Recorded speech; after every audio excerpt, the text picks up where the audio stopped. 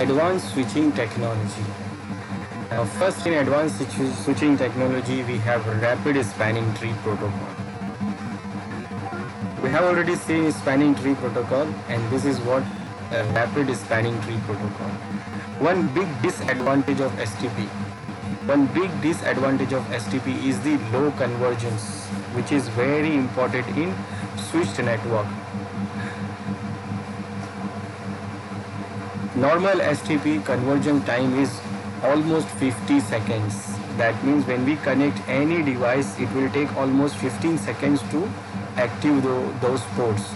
Goes into forwarding mode, it will take almost 50 seconds. It is very crucial in a busy network that 50 seconds is very important. Now, to overcome this problem, in 2001, the IEEE with the document of 802.1W introduced an evolution of the spanning tree protocol, and that is called rapid spanning tree protocol. And it is called rapid spanning tree protocol, in short RSTP. Now this RSTP is the protocol that run on the switch, that is layer 2 or data link layer, and RSTP provides significantly fast spanning tree convergence after a topology change. So whenever we have any change, whenever we have any port connect or disconnect, it will converge very fastly. It will get active very fastly. And introducing the new converged behavior and bridge port rules to do this. So RSTP was designed to be backward compatible with standard STP, while STP can take 30 to 50 seconds to respond to a topology change, and RSTP typically able to respond to change within 3 hello times, that is default 3 times of 2 seconds. That means normal STP uses almost 50 seconds. First it will go to the blocking state 20 seconds, then listening state 15 seconds, then learning state 15 seconds, then it will go to forwarding state. If it is not on the blocking mode, then it will go 15 seconds for listening and 15 seconds for learning, total 30. So STP, normal standard STP can take up to 30 to 50 seconds to enable the port, to activate the port. But RSTP can do what? It can do within 3 hello times. 3 hello times, that means 3 times, by default we have 2 seconds of time to send the BPDU hello to each other. Every switch send BPDU's packets to everyone as a hello within 2 seconds. So it will go up to 3 hello times. That means 2 seconds of 3 times. Total we can get it is 6 seconds, or within a few milliseconds of physical link failure. If the physical link fails, then within a millisecond it will get up. The hello time is an important and configurable time interval that is used by RSTP for several purposes. Its default value is 2 seconds. So it is having a 2 second time, and 3 means 3 time of 2 seconds is 6 seconds. Now this rapid spanning tree operations, how it works. So RSTP adds new bridge port rules in order to speed the convergence following a link failure. So whenever the link fails, one link fails, so other link has to be enabled, and that it will do by adding some additional rules and orders. So the number of states a port can be in has been reduced to 3 instead of STP's original 5. In STP, normal standard STP, it goes through with 5 states. Every port goes through with the 5 states, and that is why it take what? 30 to 50 seconds. Now it is reduced to 3 only. What are these states here in RSTP? So RSTP bridge port rules are root. This is what root, a forwarding port, that is the best port for non-root bridge to reach the root bridge. Then designated port, this is the forwarding port for every LAN segment. That means from one switch to other switch, the port which is connected and active, it is called designated port.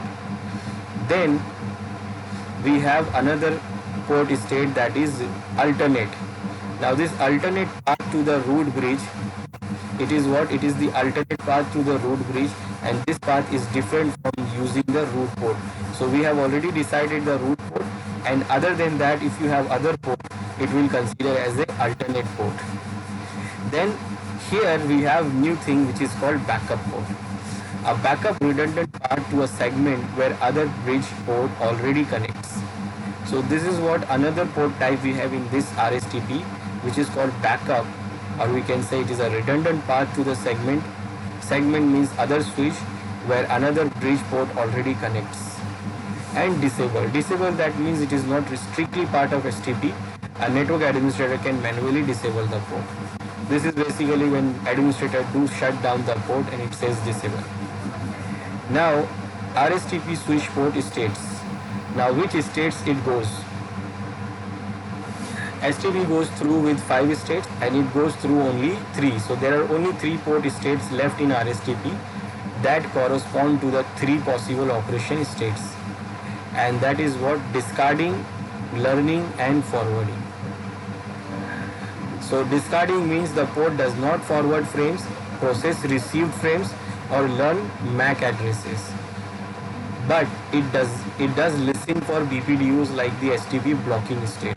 It is like a STP blocking state where it does not send any frame, but it will receive only the BPDUs. But here it also learns the MAC address. Here it do what? Process receive frames or learns the MAC address also.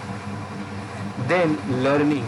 In learning state receives and transmit BPDUs and learns MAC addresses but does not yet forward frames, same as STP. Now here in learning it will not forward the port any data, but it will still learn the BPDUs and MAC address table.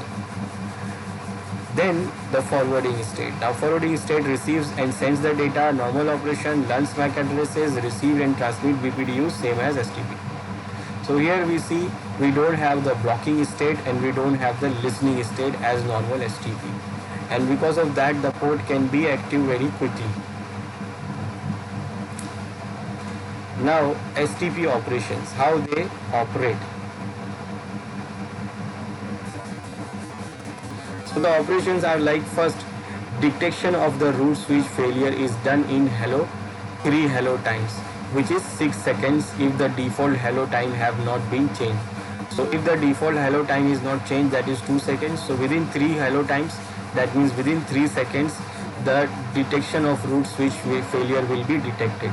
And port may be configured as an edge port if they are attached to a LAN that has no other bridge attached. That means those ports can be at the port which is connected to normal machine, not the other switches. Then these edge ports transmit directly to the forwarding state. So the ports which is connected to normal machines, they will directly go to the forwarding state. Now RSTP still continues to monitor the port for BPDUs in case a bridge is connected. So when the port is connected to normal machine, it will directly go to the forwarding state. But still, it will monitor the BPDU. If suppose you remove the PC and connect the switch in that port, and the switch will send the BPDU.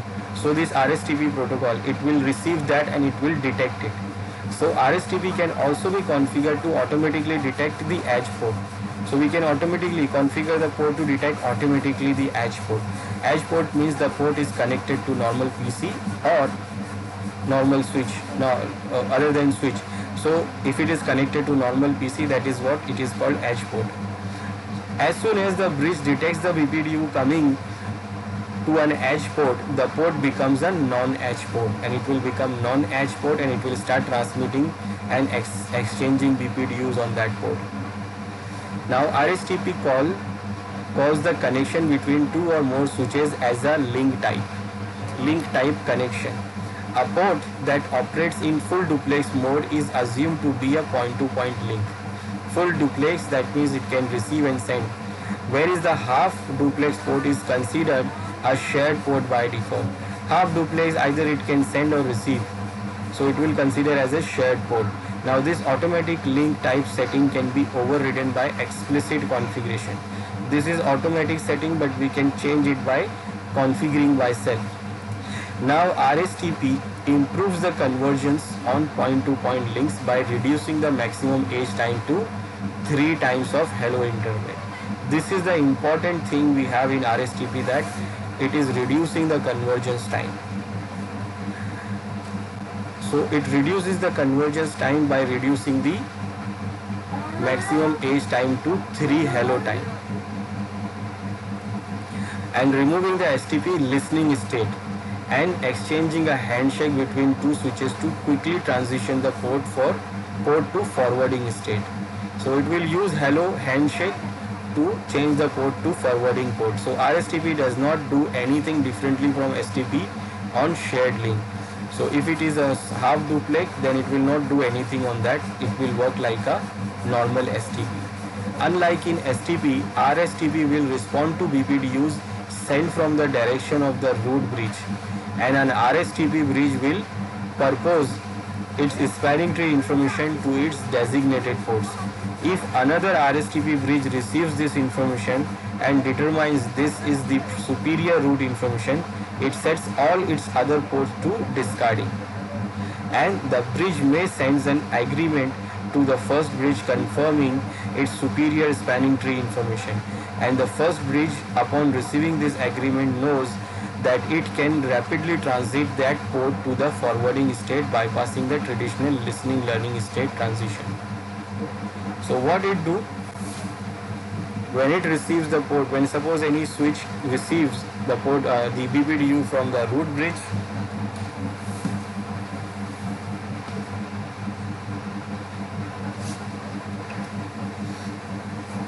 and it will send it to other switch. And if it sees that it is the superior information coming from the root bridge, it sets its all other port into discarding, because it says like it can be a loop. And if it is not, then what? It will forward this listening, it will skip this traditional listening and learning state, and it will make the port quickly available. This essentially creates a cascading effect away from the root bridge, where each designated bridge proposes it to its neighbor to determine if it can make a rapid transition. So they propose their neighbor, like the switch which is connected to together, they propose them to do the rapid transition of their ports. This is one of the major elements that allow RSTP to achieve faster convergence times than STP. Then RSTP maintain backup details regarding the discarding status of port. So it also keep the backup information about the discarding status of the port. So whatever the port is in the discarding states, it keep the information about that. This avoids the timeout if the current forwarding port were to fail or BPDUs were not received on the root port in a certain interval. So RSTP will revert to legacy STP on an interface if a legacy version of an STP BPDU is detected on that port. So if it detects a legacy STP, then it will convert that port to work as a legacy. So it is backward compatible, and it will do work like a normal STP also. Now, how we can configure it first? So for configuring, the simplest thing about RSTP and the implementation of Cisco's Rapid PV-STP Plus is its unique configuration. To move from Cisco's PV-STP Plus to Rapid PV-STP Plus, use the following command. This is a command very simple. It is to spanning tree mode Rapid PV-STP. Now why it is called PV-STP? These steps are all you would need to change to move from one existing PV-STP network to Rapid PV-STP Plus.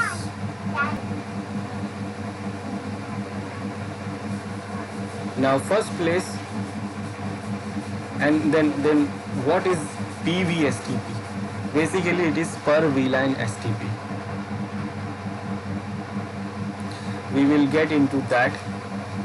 Now first, for verifying the RSTP, to verify the RSTP has been configured correctly, we can go through the configuration by using the show config command and verifying the spanning tree mode Rapid PV-STP has been entered on which switch. The next command we can verify RSTP, which is show spanning tree. This will show what type of spanning tree is enabled and root bridge or interface status.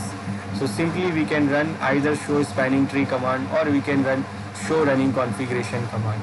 Show spanning tree summary can be used to give a quick indication of what mode the spanning tree is configured for, and some of the other useful information such as what VLANs are taken part in the spanning tree. Now when we say PVSTP, what is PVSTP? It is basically per VLAN spanning tree, and also per VLAN spanning tree plus. In Ethernet switched environment where multiple virtual LANs exist, it is often desirable to create multiple spanning trees so that traffic from different VLANs uses the different links.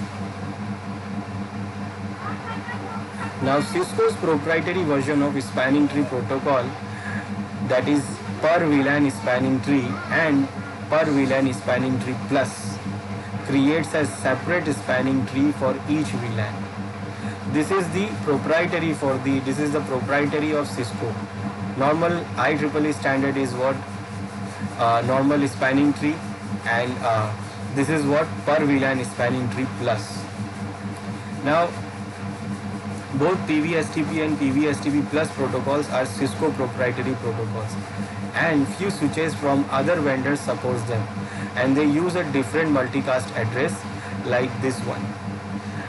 So PVSTP works only with ISL, Cisco's proprietary protocol for VLAN encapsulation due to its embedded spanning tree ID. So basically when encapsulation switches, Cisco come up with this proprietary encapsulation protocol, that is ISL. So for this ISL protocol they have made PVSTP. So this PVSTP, per VLAN STP of the Cisco proprietary, it only works with ISL. But nowadays we have 802.1q encapsulation. Now Cisco proprietary protocol for VLAN encapsulation due to its embedded spanning tree ID. Now this is the default protocol on Cisco switches that support ISL. But now what? Due to high penetration of this IEEE standard of 802.1q, which is VLAN trunking standard encapsulation protocol, now PVSTP has dependence on ISL. So Cisco defined an additional PVSTP plus standard that is compatible with 802.1q encapsulation. So basically when Cisco first create the proprietary protocol ISL for its encapsulation of trunking. So for that it creates the PVSTP. IEEE create STP and Cisco create PVSTP for itself. But that PVSTP will not work with this IEEE standard of 802.1q trunking encapsulation. Now Cisco itself not using ISL. Cisco itself not using ISL encapsulation. It is also using 802.1q encapsulation for trunking. So now because they are using 802.1q encapsulation and it is not supported in PVSTP, so they introduced this PVSTP plus to support this 802.1q encapsulation. So what is PVSTP? So PVSTP is the proprietary version of STP of Cisco, and PVSTP plus is for 802.1q encapsulation. Now this become the default protocol for Cisco switches when Cisco discontinued and removed the ISL support from its switches. In PVSTP plus, the BPDUs have an additional field that is a component of the switch or bridge ID with these three subfields: switch priority, extended subsystem ID, and switches MAC address. So extended system ID, this extended system ID is a new field and carries the VLAN ID. So basically this extended system ID is the VLAN ID for the instance of STP. In normal STP there is no VLAN ID added, but here it will add the VLAN ID because it do work for different VLANs. Now with the addition of this field, it is possible to have different priorities on switches in different VLANs. So we can have different priorities of VLANs, priority for the switches for different VLANs. Like the default priority is 32768, and if it is for VLAN 1, then it will add 1 there and it will become 769. If it is for VLAN 2, then it will add 2 there and it will become 760 or 770 and so on. So it can have a different switch priority for the different VLANs. Thus you have the capability of having multiple root switches, one per VLAN. That means we can have multiple root bridges, root switches for each VLAN. Suppose we have 10 VLANs, so we can have 10 different root bridges. And each VLAN in PVSTP Plus by default will develop its own loop-free topology. And those all different PVSTP Plus instances can create their own topology. Another advantage that PVSTP Plus has is this: if STP changes are occurring in one VLAN, they do not affect the other instance of STP for other VLAN, and making for a more stable topology. PVSTP Plus supports one instance of STP per VLAN and allowing you to tune for the most optimal path for each VLAN. That means if you are having a single, suppose you are having single STP. Suppose in this topology we have single STP, STP is running, and we have single STP, that means we have only one root bridge. Suppose this is my root bridge. Now if suppose this root bridge gets down, that means the whole topology will get the problem. It will be affected because they have to do the election again, they have to find the VLAN, the root bridge again and again. Now that is why what Cisco has done, they have created PVSTP. PVSTP for per VLAN different STP instance. So that what happen, if you have 10 VLANs, then you can have 10 different instances of STP running separate for each other.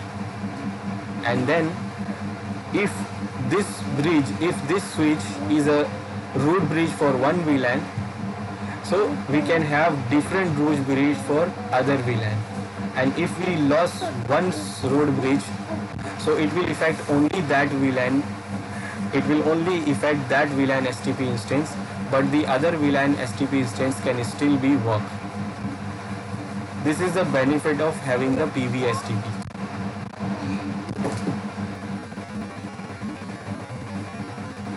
Now for STP we have Rapid STP, then for Cisco it has Rapid PVSTP.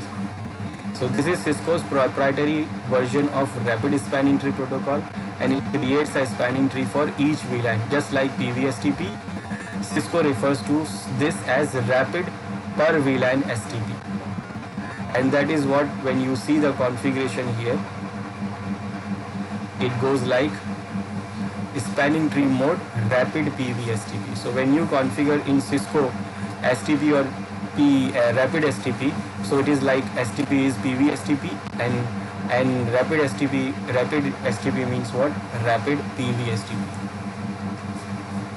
or PVSTP plus. Then you have multiple spanning tree protocol. The multiple spanning tree protocol originally defined in IEEE. IEEE standard of 802.1s and later merged into IEEE 802.1q -2005,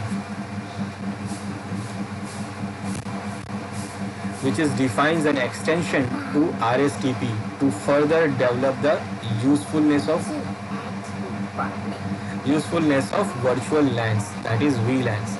This multiple spanning tree protocol configures a separate spanning tree for each VLAN group and blocks all but one of the possible alternate paths within each spanning tree. And if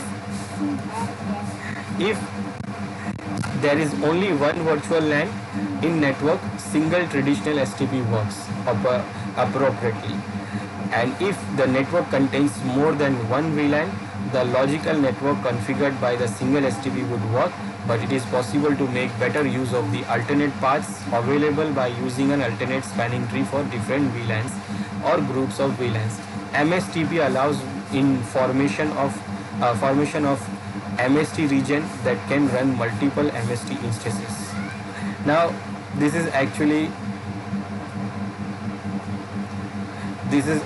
the Cisco's PVSTP's version of IEEE. This multiple region of the other STP bridges are interconnected using one single common spanning tree, that is CST, and MSTP is similar to Cisco's system's multiple instances of spanning tree protocol and is an evolution of the spanning tree protocol and the rapid spanning tree protocol. It was introduced in IEEE 802.1s as an amendment of 802.1q 1998 edition.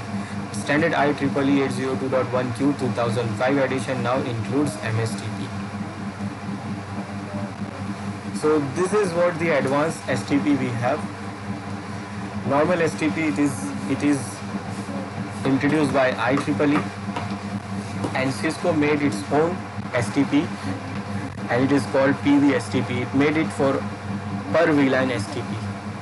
And for normal STP we have rapid spanning tree. So Cisco made that rapid per VLAN STP for it. So if we want to change the mode for our STP, then we can change it from the configurations. So if we want to change, so first we should check what is the current mode. So if I want to check, I will go to the switch and I will give command. In the privilege mode, I will give command show spanning tree. So right now it is showing that this is spanning tree enable protocol of IEEE standard. So by default it is running what IEEE standard of STP. Now if I want to change it, so what I will do, I will go to the configuration mode and I will give command spanning tree mode, and these are the modes I can change. I can change it into PV-STP, that is per VLAN STP, or I can change it to rapid PV-STP. So if I want to change it to rapid spanning tree, so I will change it to rapid spanning tree protocol. Now I changed from one switch, so I have to change it from all the other switch to work, otherwise it will work like a normal spanning tree. Now we can see it is showing RSTP, but still it will work like a normal STP because the other switches are not configured in RSTP. So when I configured all the other switches as RSTP, then they will start working as a RSTP.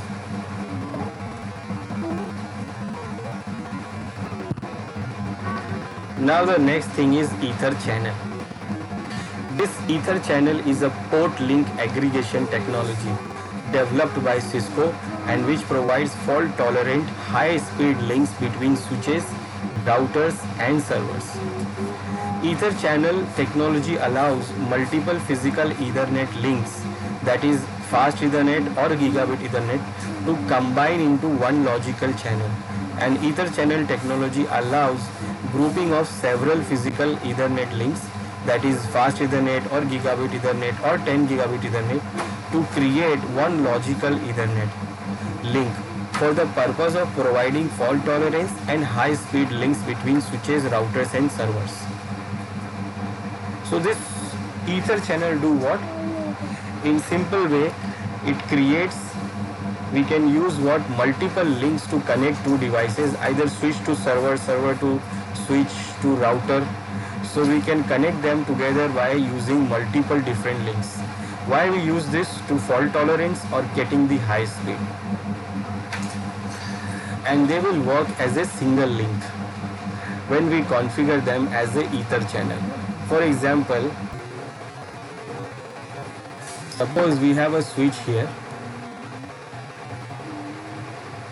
and now we have a server here. Now this server I want to connect to the network. Now remember, this is my server machine and server can have a very load. It can have too much load. We have lots of users who try to connect this server. Now if this server has only one link connected, suppose we have only one link connected to this server. So how much speed this link can give? If it is 100 Mbps, we will get only 100 Mbps speed. If it is get 1 Gbps speed, then we will get only 1 Gbps speed. But we need more. We need more because thousands of users is trying to access this server. So how we can do that? we can go up to 1 Gbps here with one link. So what we can do, we can connect multiple links. Suppose I connect 2-3 more links.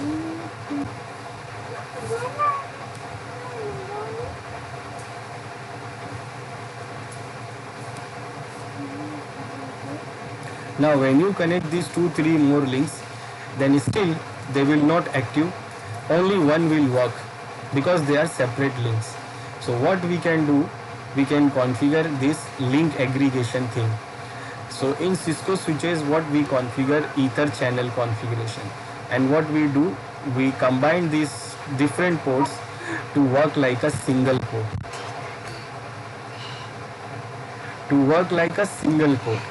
and when they work like a single port, so if one port is giving 1 Gbps speed, so combining these 3 ports will get 3 Gbps speed, and it will give me fault tolerance also. If one of the link goes down, still we have other links connected, so the server will remain connected again. Then if suppose I want to connect this server to network, internet, so I will need what, router again. So only one link if I connect, so I will get only maximum 1 Gbps. So I can do what, I can connect multiple link from router to switch also, and then what, I will combine those links to connect ether channel, configure ether channel, and they will give me combined speed. Now it is, when you configure it on the switch, then you have to configure it on the server side also. So if this is Microsoft server, then there is an option for the teaming, NIC teaming, or if it is a Linux, also we have a configuration for that called NIC teaming. So we have teaming option, so we can configure teaming in these servers so that they will work as a single link. And on switch also we can configure ether channel. And even if we connect to, suppose we have a core layer switches here, 2 switches of core layer or distribution layer. Now if I want to connect them together, if I connect one link, so I will get maximum 1 Gbps. So what I can do, I can connect multiple links together to join these 2 switches. So I will get maximum speed by using these multiple different ports, and also I will get fault tolerance, and I will configure in both sides ether channel. So this is a basic use of this ether channel. So this ether channel technology can be used to increase the bandwidth between 2 devices that support ether channel technology. And ether channel technology provides automatic recovery for the loss of a link by redistributing the load across the remaining link. Then ether channel technology allows automatic redirection of network traffic from the failed link to the remaining links in ether channel. And an ether channel consists of the individual fast Ethernet or gigabit Ethernet or 10 gigabit Ethernet link bundle into a single logical link. Now the ether channel provides full duplex between up to 800 Mbps. Now 800 Mbps if we have fast Ethernet channel, or 8 Gbps if we have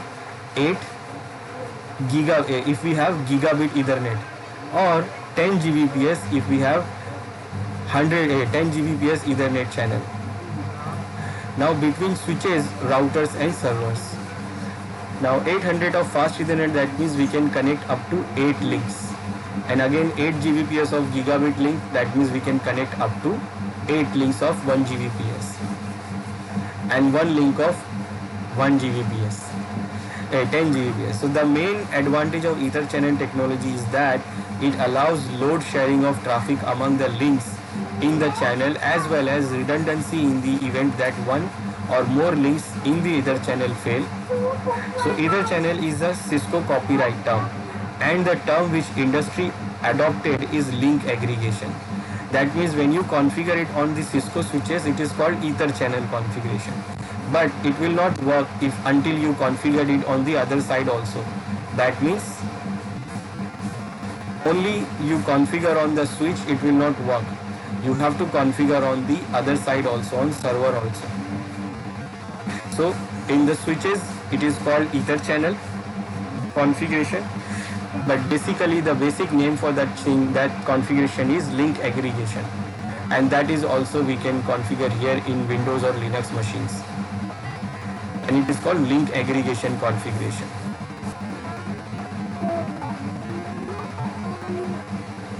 Now there are two protocols used for negotiating ether channel and link aggregation. We can configure ether channel in three ways in Cisco switches. We can use this negotiation protocol PAGP, that is port aggregation protocol. This is proprietary of Cisco.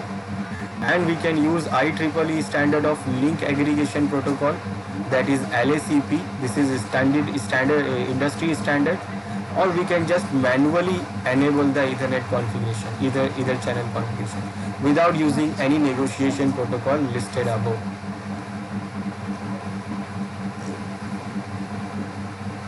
But why we use this negotiation protocols? Negotiation protocols, like, we don't want to enable every time ether channel.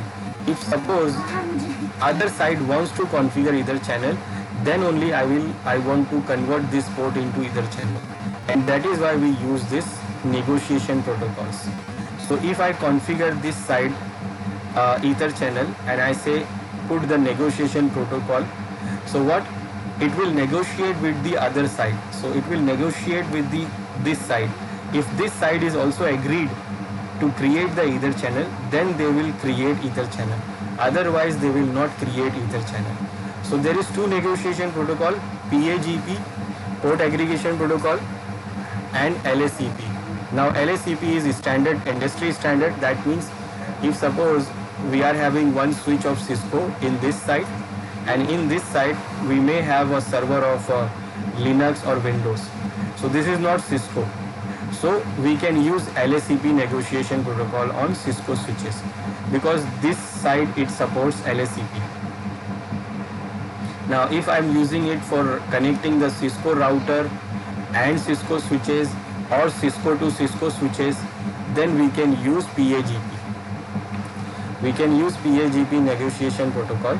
Otherwise we can directly say enable. Without any protocol we can just say enable. That means it will always be on ether channel configuration.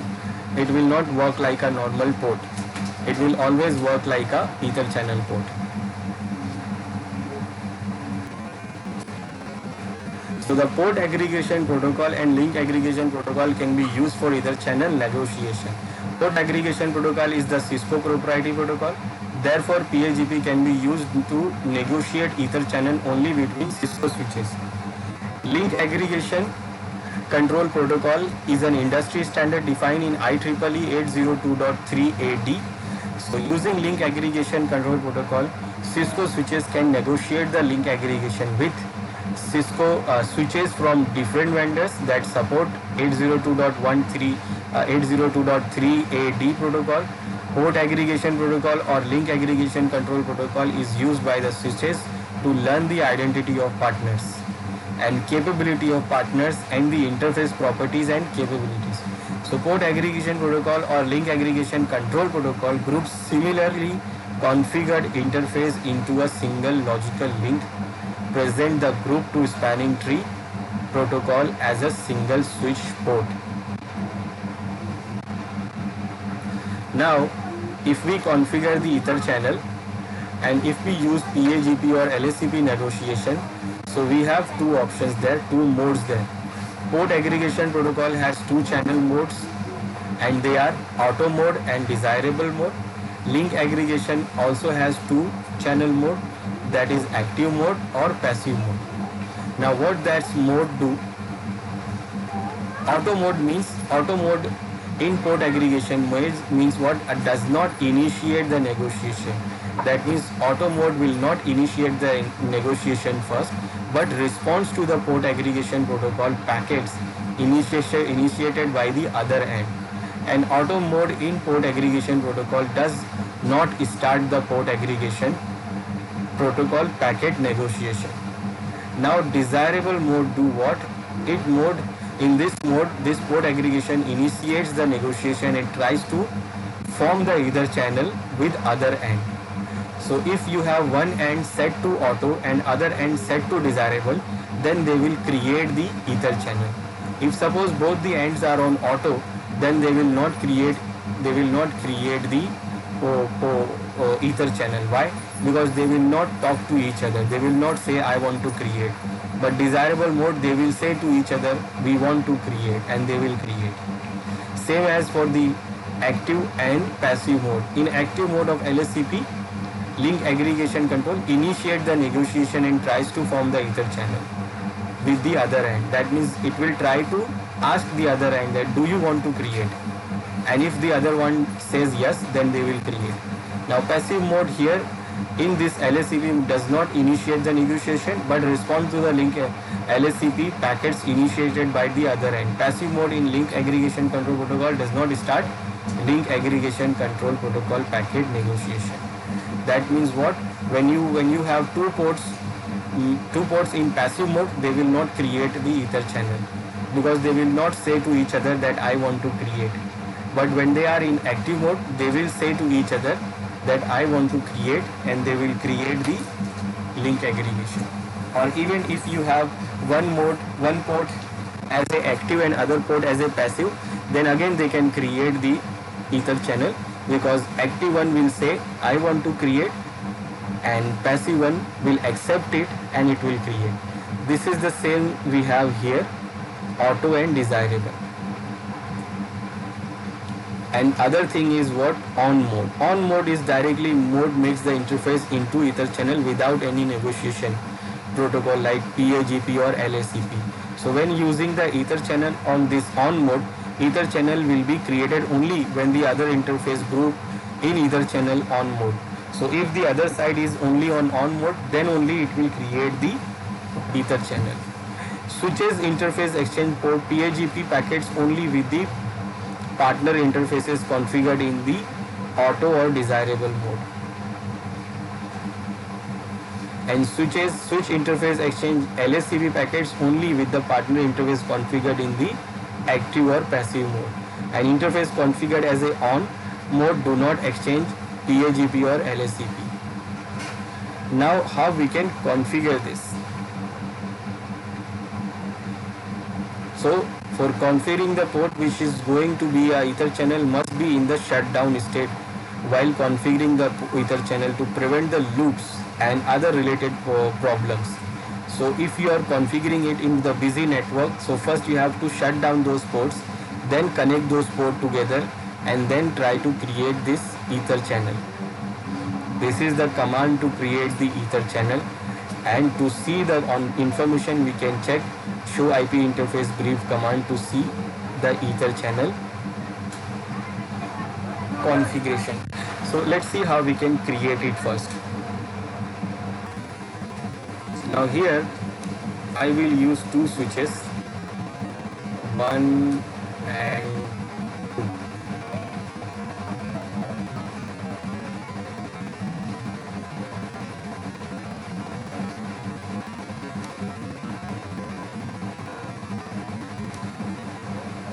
Now I will connect the multiple link to these switches. 1, 2, 3, 4. Now I connected 4 links. Now remember, the STP is still working.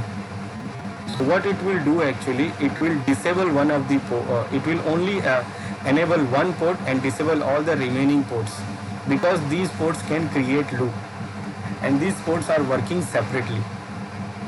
Now you see here only one port is active and other ports are not running.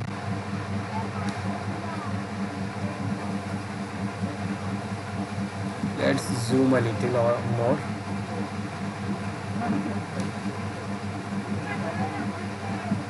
Now we can see here only one port is working from both the sides and rest of the ports are not working from the other side.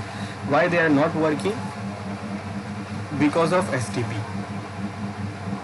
But when we configure them as a ether channel, they will work, all the 4 ports will work, and we can go up to maximum 4 ports.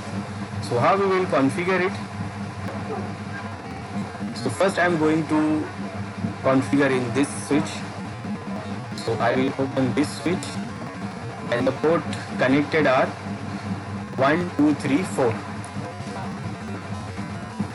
So I will go to the configuration mode, or first you can check the show IP interface brief command to check the interface. Now we can see there are 4 ports connected. So we want to configure them as a ether channel. So what I will do, I will give command, I will go to config mode first, then interface range of fast Ethernet port 0/124. So I am going to configure this configuration for all the 4 ports together. Now I will configure the command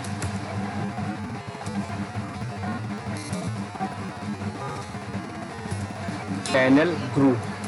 Now channel group, then we can give a number of this group. Remember, we can create one group of 8 ports, and we can create 6 of those groups. You can see here 1, 2, 6.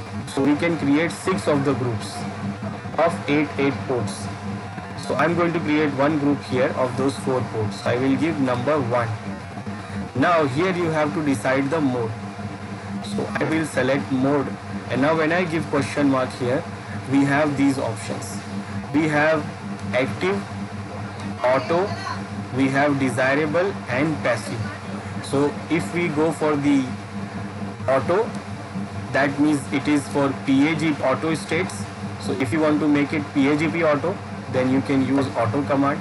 If you want to make PAGP desirable, then you will go for this desirable. If you want to use LSCP, then you can use LSCP active, you can use LSCP passive. Or if you don't want to use any negotiation, then you can just go for on. So here you can decide which mode you want to use. So we can use either of these. So I will go for on directly. I will not use LSCP or PAGP. I will not use any negotiation. I will go directly on. Now, next,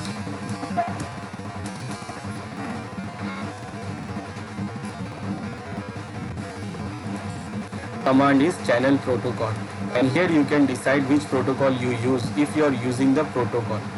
Right now I am not using protocol, I am directly enabling it, so I don't have to mention the protocol.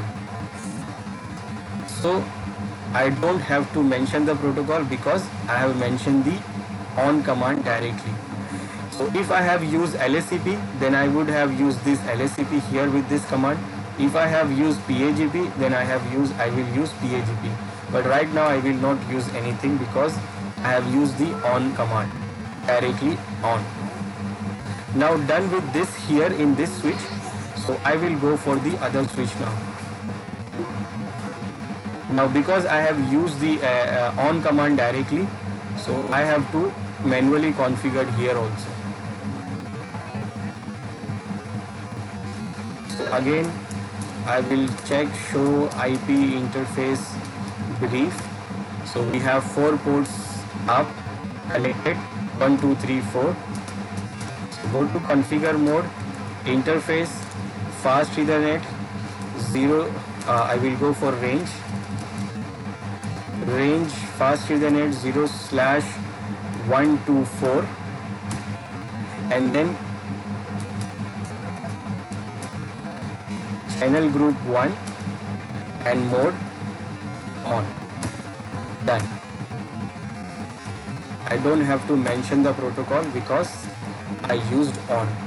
Now when you check show IP interface brief, these ports are running, and when you go down,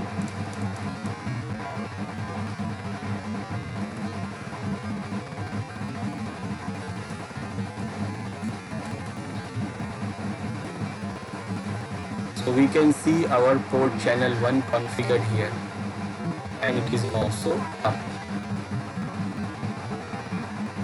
And when we see those switches now, we can see all these ports are active. they are not blocking because all these ports are working as a single link. They are working as a single port.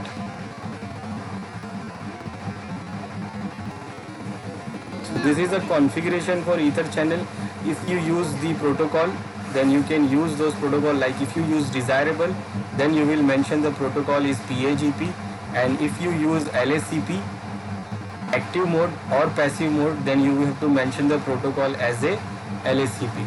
And if we mention it directly on, then we don't have to mention any protocol.